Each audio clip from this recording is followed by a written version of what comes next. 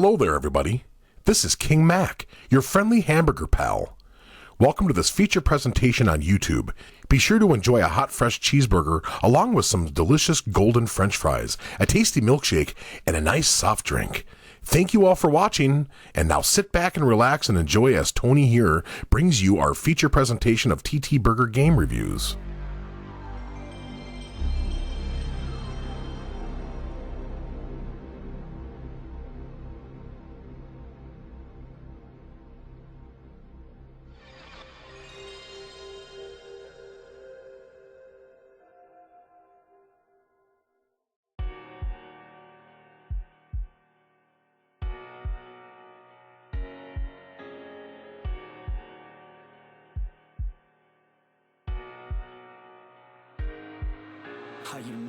Welcome back, everybody.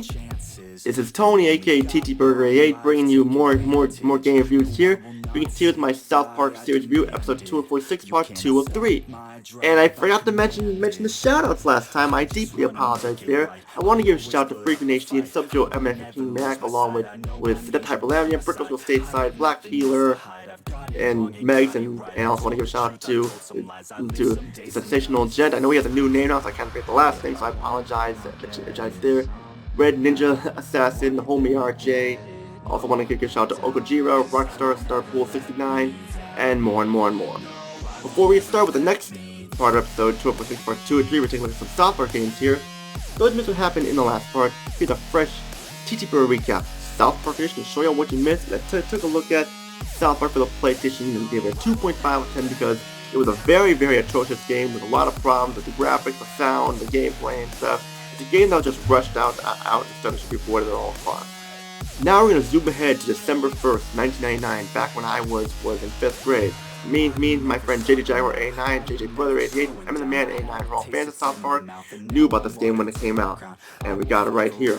South Park Chef's Luv Shack for PlayStation, Nintendo 64, PC, and Dreamcast. South Park Chef's Luv Shack is an awful game, avoid it at all costs. I'm here to tell you why it sucks. South Park Chef's Luv Shack is one of those party games that's similar to Mario Party, where you are a part of Chef's Luv Shack, where you answer questions, play mini games, and bonus rounds, and more to win the game by getting the most points. And honestly, there's not much to say because it is awful, repetitive, and not worth your time. Because I'm a nice guy, I'm the TTBurger, I will tell you why this game should be avoided. Hell, I would go as far as recommending the first South Park game over this.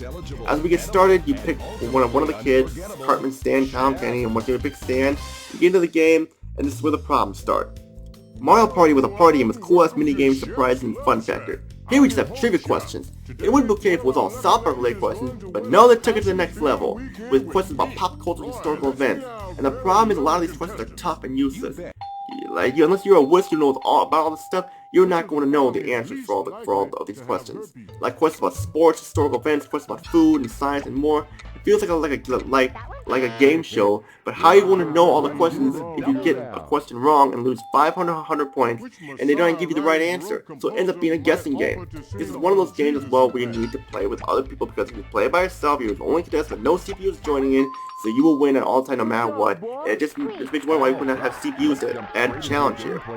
Then you had the mini games, only 20 of them, and they repeat often a lot more than they should. And the games are rip-offs of classic games like Donkey Kong, Space Invaders, and more.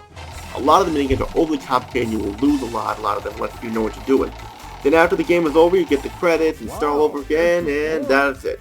It's so short, it can be beaten in under an hour, and that is a rip-off, and no game should be that short at full price at a time.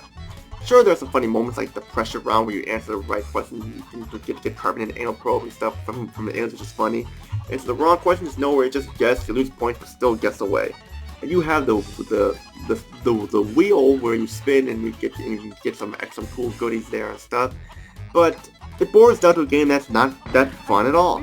I should talk about the presentation here and the sound.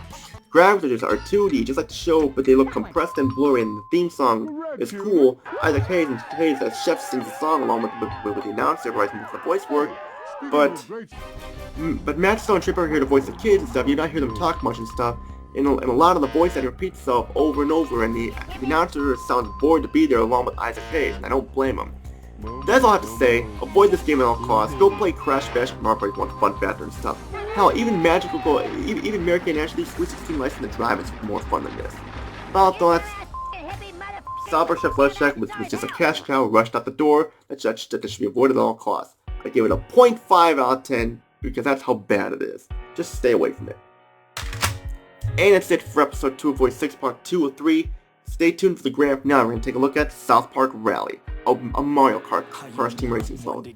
How does this fare? We go from first-person shooters to party games, and they all suck. How does it fare with kart racing? Find out next, because all I gotta say is Tony, peace out, have a great day, see you all in my review of South Park Rally. Take care, everybody. I always put up a fight. I will never lose my side. I know I need you by my side. I have nothing else to hide. I've got it wrong.